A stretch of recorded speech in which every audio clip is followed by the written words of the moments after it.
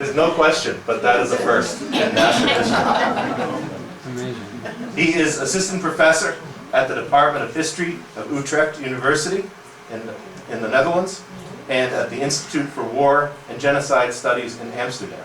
He specializes in genocide, mass violence, and ethnic conflict. His recent book publications include Confiscation and Destruction, The Young Turk Seizure of Armenian Property, published by Continuum in 2011, and The Making of Modern Turkey, Nation and State in Eastern Anatolia, 1913 to 1950, published also in 2011 by Oxford University Press. He has many other articles, book chapters, some out, some forthcoming, that he was telling me about earlier. He is producing a tremendous amount of work and scholarship, and we're really pleased to welcome him here for the first time, Uğur Ümit.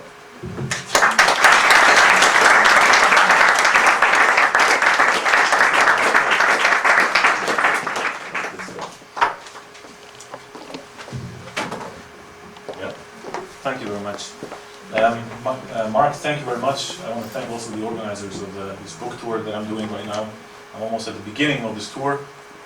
I just came from New York City where I gave 2 talks, and I'm moving on from here to Nebraska, where I'm going to be visiting a colleague and giving a lecture there. From there I'm moving on to the West Coast and on. Now, I'd like to begin my talk today by underlining that this presentation today is based on the 2 books that I published last year. And what I want to do is summarize some of the arguments in the book. Maybe not all of them, we don't have time to go through the whole thing, but I'll try to summarize some of the arguments and conclusions of the book. And I'll also raise some questions, some of the things in the history of the Armenian Genocide that we do not know yet. And I'd like you to think with me on these gaps. Now, the overview of my talk today is as follows. First, I'll give a general introduction to the genocide, as I analyzed it in my first book, The Making of Modern Turkey. Then I'll move on to the laws that the Young Turk regime passed in the dispossession process, the confiscation of Armenian property. I'll give one example, the example of copper, the copper business in the Ottoman Empire, and maybe summarize some of the conclusions. Now, as you know, much like other genocides, the Armenian genocide is not one process. It is a series of complex, overlapping processes that came together, geared into each other, and together produced an intended and coherent process of destruction. And I just want to summarize at least eight processes that these were. First of all, persecutions. We have to understand that before the genocide began in April, the Ottoman government, the Young Turk regime, fired every single Armenian civil servant in the Interior Ministry. The fire department, Armenian police officers, Armenian teachers in Ottoman schools. This persecution process then developed into what we now know as decapitation. This is a map that you're familiar with, the demographic composition of the Ottoman Armenians. So, decapitation. Now, as we know, on the 24th of April 1915, Talat Pasha ordered the integral decapitation of the community by ordering the arrest of a whole range of men, several hundreds, first in Istanbul, and then it was replicated in the empire. I can say 2 things about these murders. First of all, they were extremely systematic. There were prepared lists. These lists were replicated in every province, and secondly, they covered Armenians that had, in principle, very little in common. And I just want to give 2 examples. Here on the left, you see Mr. Krikor Zohrab, and on the right, we have the Bishop of Malatya, Mikhail Khachadurian. Now, if we look at these men, even in their physical, in their physique, we see that they are entirely different. Krikor Zohrab was a left-wing, possibly agnostic or atheist, liberal intellectual who criticized the church, also criticized some of the political parties. And on the right we see a bishop, a member of the church. Now, what had these men in common that they were arrested together and also murdered in the same summer? For no other reason than that they were Armenians. And of course, in the first hours of this arrest, it was rather unclear to these men why they were being put in the same prison together. They didn't understand it in the beginning. The second process are, of course, the deportations. On the 23rd of May 1915, Talat Pasha ordered the categorical deportation of all Armenians to the Syrian desert. And that process is analyzed in great detail in, for example, in Raymond Kevorkian's book, The Armenian Genocide, and we are rather familiar with this story.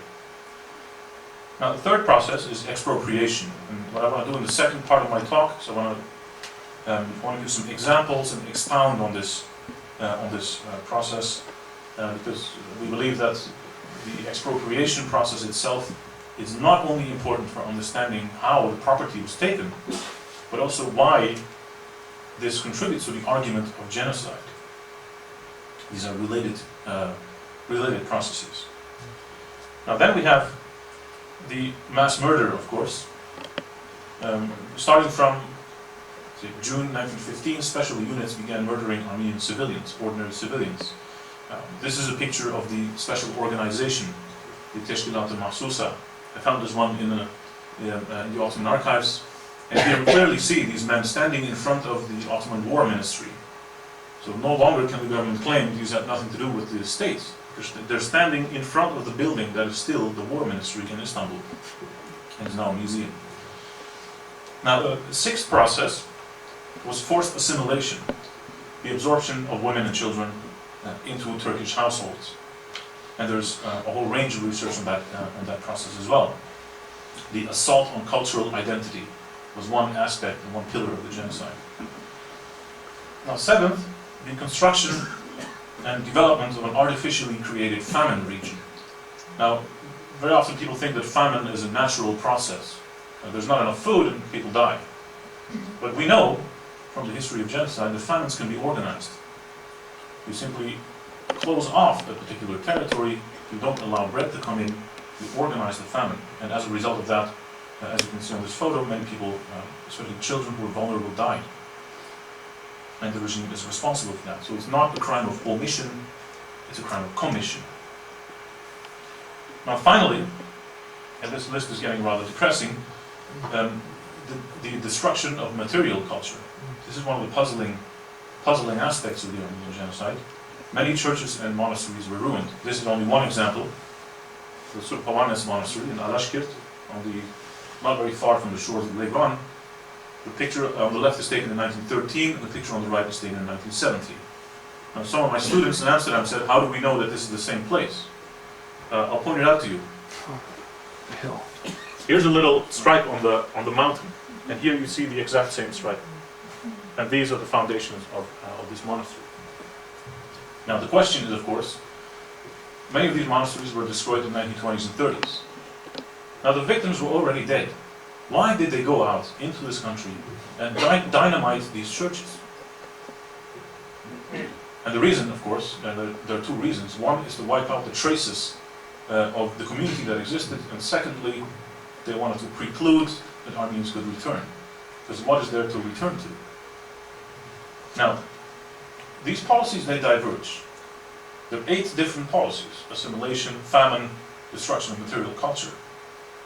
But they also converged. They converged in their ultimate outcome, the categorical destruction of the Ottoman Armenian population.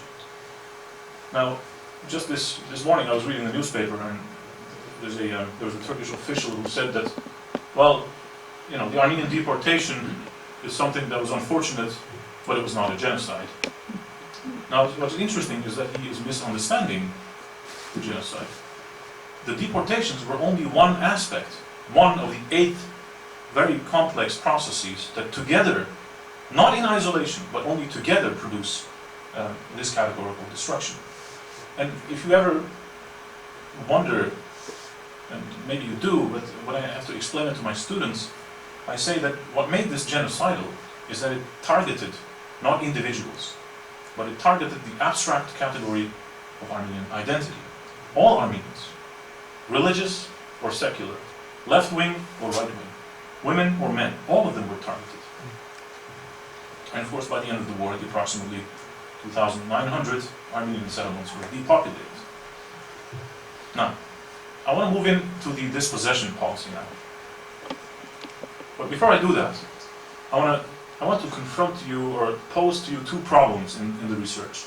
Two of the issues that we haven't resolved yet. On the one hand, we can claim that, as I just said, the genocide targeted ethnic identity. And the best way to prove this is to look at what is the category to be assaulted? Which category was targeted? And there we see a certain expansion. First, the elites. All of the elites. That's April 1915. Now, had they stopped there, had the regime stopped here, it already would have ruined the community. But they expanded it. They murdered all of the men. Had they stopped there, it already would have ruined the community, but they expanded it to women and children as well. And then they expanded it again to include Catholic Armenians, Protestant Armenians, and even those who converted to Islam. Which means that there is no way to escape this category. The category is pursuing ethnic identity. Now this is one of the problems that we're dealing with. Another one of the problems is territory. Now if you look at this map is put together by Ara Sarafian, who builds upon the secret handbook of Talat Pasha. Talat Pasha was stupid enough to keep track of all the deportations by himself, and he kept a notebook. He gave it to his wife, or his wife kept it. It was later given to a Turkish journalist, as you know, and he published it. Now, this notebook is extremely useful to us. It really answers, but also conjures, some of the most fundamental questions about the genocide. Now, Ara put these things in a map, and what we see here are the death rates, the deportation rates, and the survival rates. So black are Armenians who were dead, who were killed in the province themselves. The dark gray are Armenians who were deported, but were alive in a different province, like Aleppo. And light gray are Armenians that were alive in 1918 in their provinces, in their home provinces. Now here's the problem. Why is the percentage in Bitlis, in Diyarbakir, in Van, in Erzurum, 97%, 99%? But this percentage in Adana, in Ankara, or in Bolu is only 50%, or 40, or 60. How can we, that's one answer. How can we explain this difference? This is a rather complex question. And what I tried to do in the book is trying to explain this by looking at one province. I looked at Diyarbakir province. Why is it that 99% of Armenians were destroyed there? Maybe one of the reasons is that it was closer to Deir Zor. But Adana is closer to Deir Zor than Trabzon. And in Trabzon, the percentage is much higher. Now, one of the explanations, or maybe two of the explanations, are rather simple. It was either because of the behavior of the victim group, behavior of the Armenians, or the behavior of the perpetrator group. Now, in the province of Diyarbakir, we had to deal with a governor who was most ruthless, who was a particular Armenophobe, and who organized the genocide with exceptional cruelty. Now, in a province like Adana, the governor was not half as cruel, if there's ever such a thing, and the Armenians in Adana, they organized a kind of corruption scandal. They tried to bribe the governor into not deporting them. And in some cases, and to some extent, this succeeded. So it was actually good that this man was corrupt. You can buy yourself out of the genocide. Now, these are just some of the answers, but many of the other examples, of course, have to be drawn by studying these provinces, by studying them in a comparative way. And I would invite you to also to think with me. If you have any good answers, please let me know after the lecture, so I can go and publish them and get famous. Now, I'm going to get to the legal foundations. This is about the property of the Armenians. Now, one of the things that in Holocaust studies, there are so many books out on the property of the confiscated property of Jews, and exactly how this related to the genocide. What is the relationship between property and mass murder? Is the regime interested in stealing? Or is the regime interested in killing and then leaving the property as a secondary problem? This is one of the theoretical answers we asked in the book. And they're basically 4 laws, but they're not really laws, they're decrees. One is, of course, the deportation law of 27 May 1915. In this law, there was a clear stipulation. The law said that Armenians could take everything they wanted to Diyarbakir. But then the second law, 10 June 1915, only 2 weeks later, in this law they established the abandoned property commissions. And this is one of the, I would say, rather Kafkaesque, a very strange word, abandoned property, because Armenians, of course, did not abandon their property, they were driven off the land. But these commissions, and there were 33 of them, they had to manage the daily process of confiscation, the conduct of it. And this is, of course, a comprehensive attack on the Armenian economy. Then we have two laws that were to specify exactly how to do this. One was 26 September, when the government said, yes, this confiscation is going to happen, and 3 ministries are going to deal with it. The Interior Ministry, the Finance Ministry, of course, and third, the Justice Ministry. And they kept a record of all these properties. These records exist. They are in the Cadastre, the Land Register archives. We have written to them, asking for access, and we were denied access. Because this is, of course, a can of worms. It's going to register street by street, family by family, exactly what was taken and given to whom. It is a Pandora's box, literally. But still, we can say quite a few about this confiscation. And finally, on the 8th of November, the government passed another law, or decree, by which they seized all of the land and immovable property, including all the land of the church was seized. Because the church is not only about churches and monasteries, but also schools, and in some cases forests. For example, in Sis.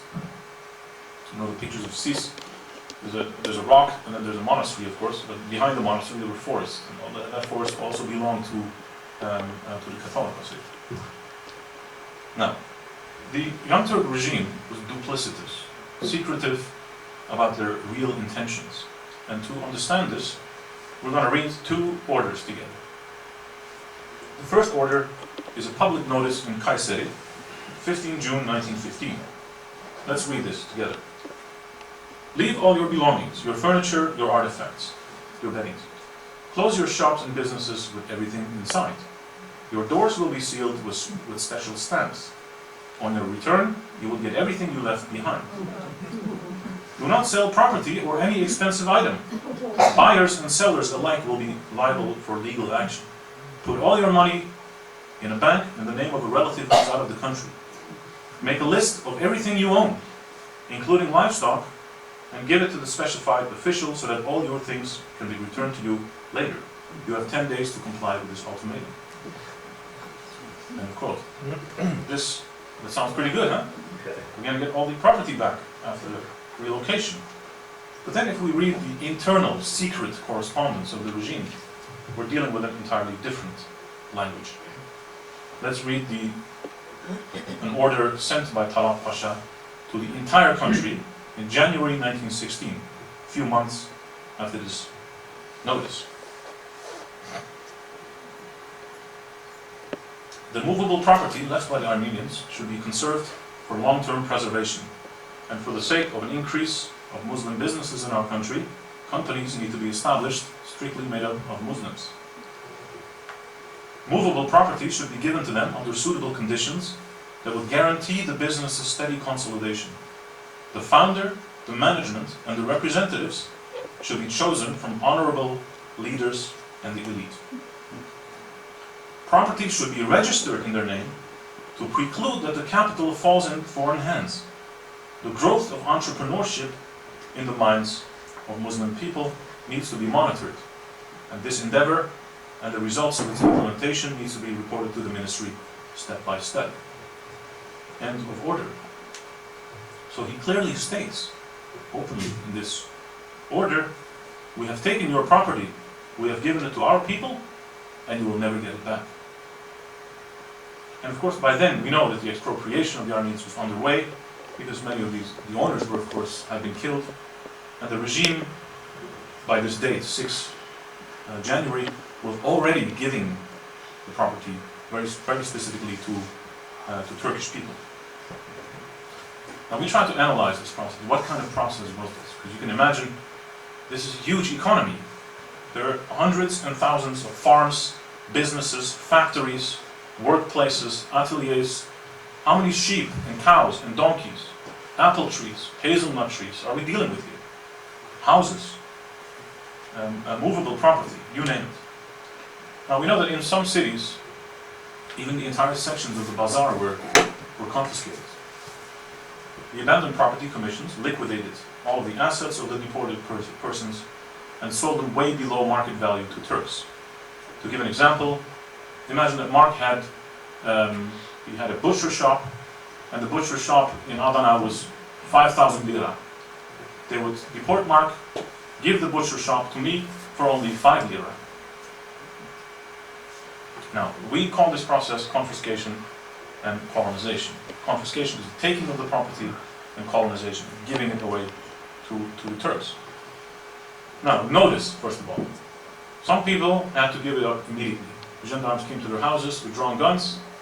You're going to be deported today, and then you had absolutely no chance to do anything with the property. In other cases, they had 3 days. In the case of Kayseri, they had 10 days.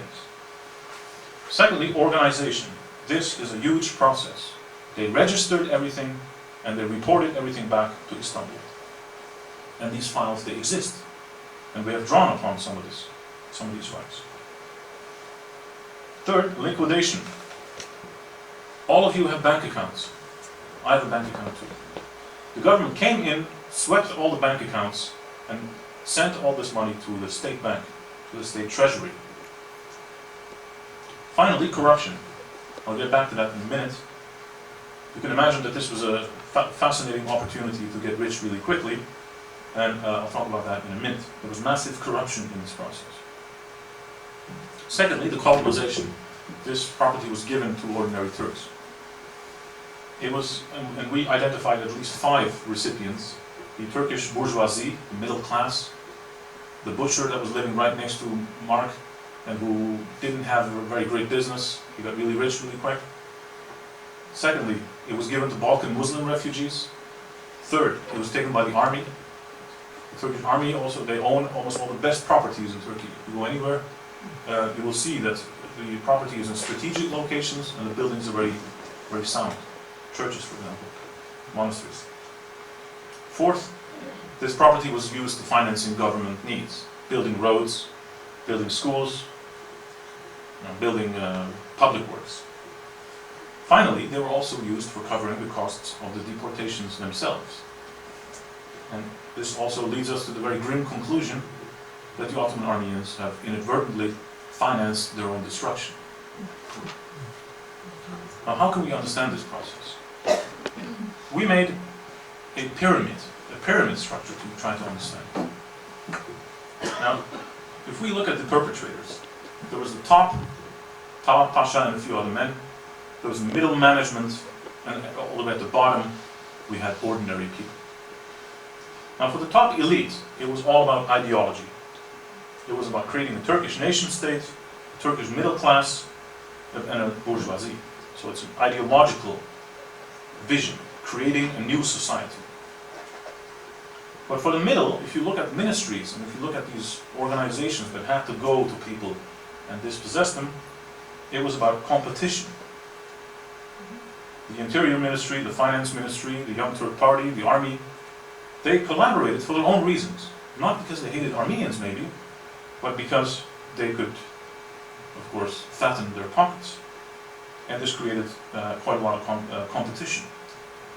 You can imagine that, in Adana or anywhere, there would be 2 Turkish families, and a rich Armenian peasant or a merchant would be deported. The Turkish families would then fight over who is going to get this farm or this shop. And these fights have also been documented. The Turkish police is telling people, stop fighting over this property. And we look at some of these correspondences. Now, all the way at the bottom, for ordinary people, many of them were poor, some of them were landholders. It was all about plunder, about stealing. We know from criminology that it's the opportunity that creates the crime. And Talat Pasha had just created a huge opportunity for people to get rich really fast. It also created impunity. very few, if any, people were punished for stealing Armenian property. Because, of course, Armenians were stripped of their rights. Now, there was widespread plunder. It was an opportunity for very quick self-enrichment. Imagine that you were a poor Turkish peasant with a small farm, with 2 cows, and you're working hard, you only have a small piece of land. Within one day, like that, you could own a huge farm with hundreds of cows and large orchards, and you could really, you could move up. Very easy to move up. So this is more or less how we try to analyze this, this genocidal process. Now, before we move on, I'd like to appeal to your sense of imagination by illustrating the scale of the genocide. And maybe this is a bit redundant, but I'm going to do it anyway. Here's a map of the area of Lake Van. So the thick dot there is Mush, and the hundreds of villages around Mush. Now, every dot with a number is one Armenian village. And every village has, let's say, from hundreds up to 1,000, sometimes 2,000 inhabitants. So imagine how that confiscation was carried out. The government went from village to village to village to village to village to carry out all of those procedures of confiscation. Imagine the scale of the genocide. This is only one province. And imagine the scale of the property involved. Now, I'd like to move on to a more concrete example. Because the only way to understand the confiscation process is not only through abstract theories, but also through examples. And in our book, we look at 2 provinces. We look at Adana, where cotton business is very famous. And we look at Diyarbakir. And Diyarbakir, or Tigranagert, of course, in that province, copper was very famous, silk. Diyarbakir, Tigranagert are very famous for making silk, like these kushak and the shawls, etc. And but of course, there are many others. I mean, in Trabzon area, they have hazelnut business, they have the apricot business, the tomato business. You can name almost everything. But we look at some of these industries. Now, here's the map of Diyarbakir province. About 500,000 inhabitants, 1/3 Christians, 2/3 Muslims, and most of the community, of course, lived in the countryside, but also in the city. There was a very vibrant community, businesses and workshops and parties, etc. Now, in March 1915, the liberal and moderate governor of Diyarbakir, Hamid Bey, was demoted, and instead, the Young Turks promoted Dr. Mehmet Rashid to the governorship. I'll talk about a few others in a minute. On the 1st of July 1915, so it's only a few months after the establishment, a few weeks after the establishment of the abandoned property commissions, Talat Pasha ordered Dr. Rashid to carry out the confiscation process in Diyarbakir. Dr. Rashid then set up a commission, a local commission. He was the boss of the commission, and he organized this larceny from beginning to end.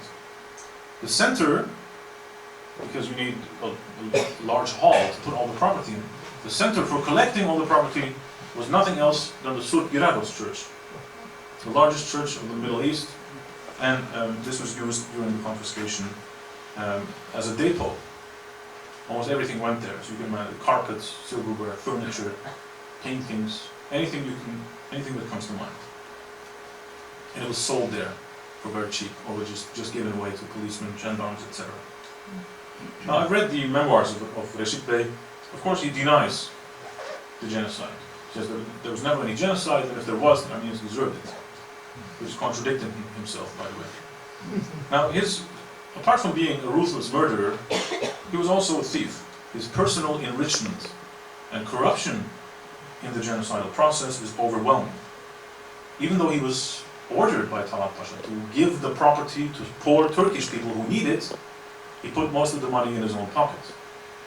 And what is incredible is that when he was arrested in 1919, they found out that he had embezzled an enormous amount of property.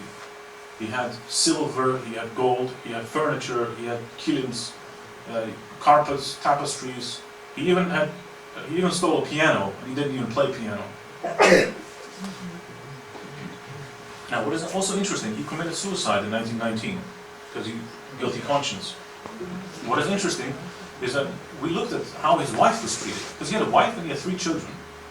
In 1923, Mustafa Kemal Atatürk signed personally that his wife and his 3 children would be given a house and 2 shops and all the property they needed, specifically from Armenian property. And this house was in Kadıköy, in Istanbul Kadıköy district. This is one of the upscale areas. It's not easy to buy property there. Now, I've been to Kadıköy, just as a side note. I found a street where this property was given to. And now, of course, it's not an old house anymore, it's a large apartment block. And in this apartment block, I asked them who the owner of this property was. Really expensive apartments. The rent is 2,000 liras per month. And there are at least 16 apartments in it. So imagine the money they're making. And the family that owns it is still the Şahin Giray family, Dr. Reşit's family. So we see an interesting continuity here.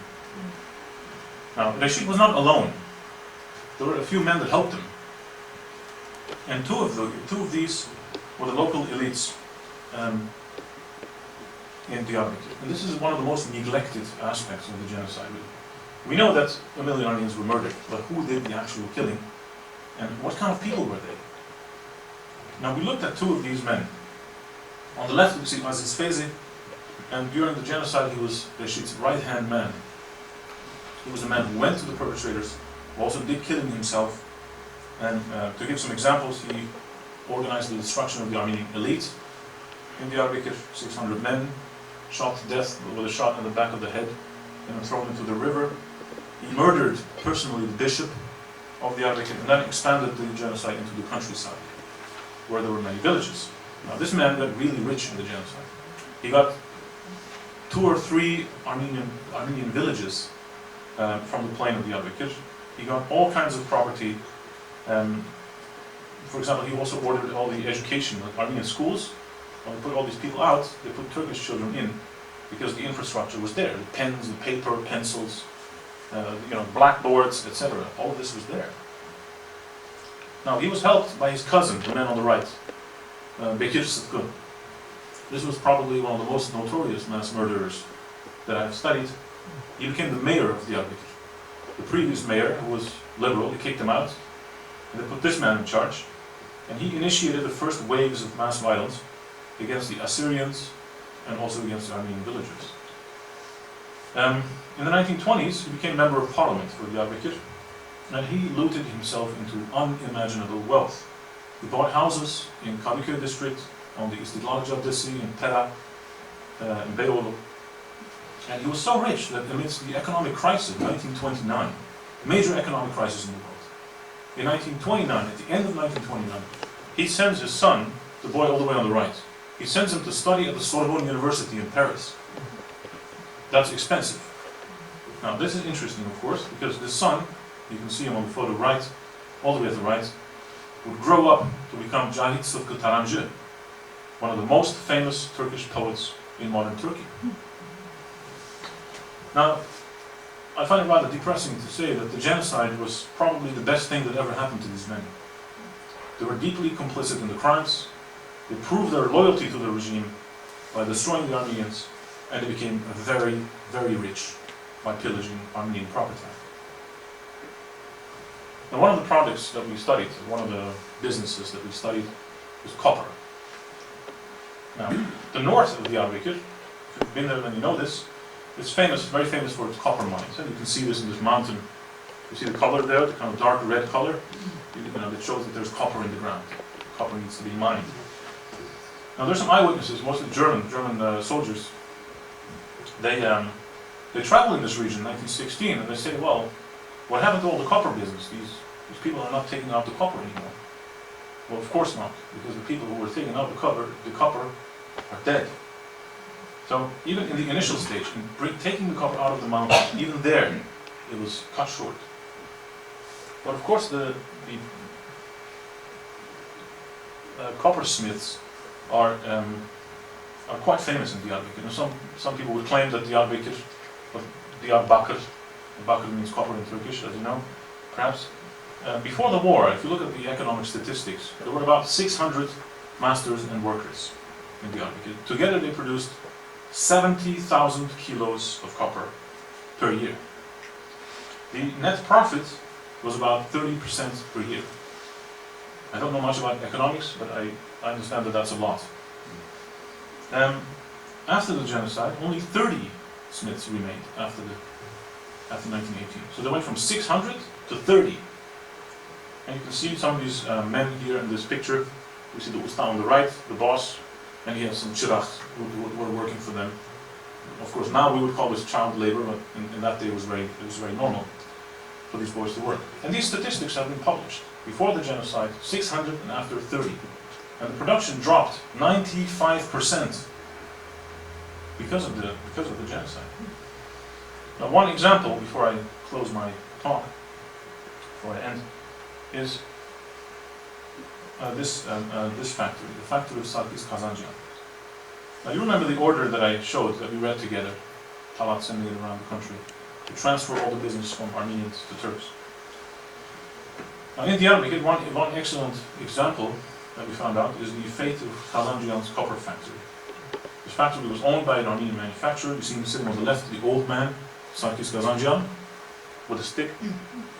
And he had a business, and he provided work for dozens of employees. And you see the employees working in this beautiful photo, which is, by the way, by Project SAVE, this project to register photos, to archive photos. Now, Kazanjian had a 99-year lease with the Ottoman government to extract, smelt, and fabricate copper into utensils. Like they would make pots to cook in, they would make hammers, all kinds of stuff. In June 1915, Kazanjian was killed in the genocide when Dr. Rashid's militiamen raided the factory, rounded up the employees, executed them outside of the city walls, and threw the bodies in the Tigris. The factory and all of its assets, all of it, the hammers, the anvils, anything you can imagine, was confiscated by the Pirinçzade family, those two men that I showed before, who operated the factory after the war. Now, if you look at the economic history of Turkey, after 1923, in Diyarbakir, there was a Chamber of Commerce, the Ticaret ve Sanayi Odası, Chamber of Commerce. And I looked at the list of its members. And if you look at the list of the members, it's the exact same men who were involved in the genocide. And then I looked at some of the photos, and its chairman in 1930, when this photo was taken, was none other than Pirinçzade Bekir Sıtkı, the guy who was sitting at the head of the table there. So maybe this is the Turkish national economy. This is the middle class that the young Turks wanted to create. The Armenians were gone, their businesses were taken over, and the Turks were firmly in charge economically. Some conclusions. What do we know and what do we not know? We know quite a lot. We know, first of all, that the Armenian Genocide was one of the largest cases of property transfer in modern history. But I would like to emphasize here that the genocide was not about stealing, it was not about property. It was about human beings. It was about destruction of human beings, and property they left behind was a secondary issue. For the Ottoman Armenians, this policy was disastrous. Not only losing property, but also losing a professional identity. Many people, possibly Kazanjian, were very proud of what they were. They were proud of being a craftsman, a cobbler, or a carpenter, or a tailor, and they lost also their professional identity. And many of them ended up in Halep, cleaning streets, making kebabs on the streets, and many of them lost their livelihoods. So the genocide robbed them not only of their property, but also of their professional identity. Secondly, we know that Armenian property was used for at least 4 purposes. It was given to ordinary Turks, to Balkan refugees, it was given to the army, and finally, it covered the cost of the deportation itself. Third, there was a tension between this pyramid, remember? The top, it was for ideology, in the middle it was about competition, about getting a piece of the pie, and all the way at the bottom it was for plunder. And finally, The documentation also suggests, as I said, that the primary objective was the removal of the people and not stealing the property. But also, there's a few things that we don't know yet. First of all, we don't know the precise figures of the losses. I'm not an economist. I can't even fill in my own tax form, and so I really I'm an absolute loss when it comes to understanding how much did the genocide, how much money did the government make because of the genocide. I don't know. Secondly, we don't know what ended up in the hands of the state and what went to private individuals. To give an example, the Turkish government has Ziraat Bankası, the agricultural bank. Almost every Armenian employee of this bank was deported or killed, and the bank then swallowed up almost all of the farmland of the Armenians. Now, how much exactly of that was property of the state itself? On the other hand, we have businesses such as Sabancı. Sabancı is one of the largest firms in the Middle East, possibly in the world. They're very successful. They have a university, they have cotton business. And if you read the memoirs of the grandfather, Hacı Ali Sabancı, then he openly says, he confesses in his memoirs, he says, when I came to Adana, the government gave me Armenian property. And this firm is now a multi-billion-dollar enterprise. So that's also interesting. We need more research in that. And third, and then I'll close, we don't understand the relationship between destruction and construction. Did the genocide affect modern Turkey and the economy in a negative way or in a positive way? Was there decline and destruction because of the genocide? Or was there development, enrichment? We don't know that yet. Many writers wrote about the Turkish economy being very bad in the 1920s and 30s and 40s. But now, if you look at the United Nations, statistics of agriculture, I urge you to do this. I was really shocked. I didn't know my country was doing so well. Now, Turkey is the world's #1 producer of apricots, of cherries, figs, and hazelnuts. You go to the shop here, you buy hazelnuts. 75% of the world's production is by Turkey. In 2008, we produced 800,000 tons of hazelnuts, which yielded an export of $1.5 billion.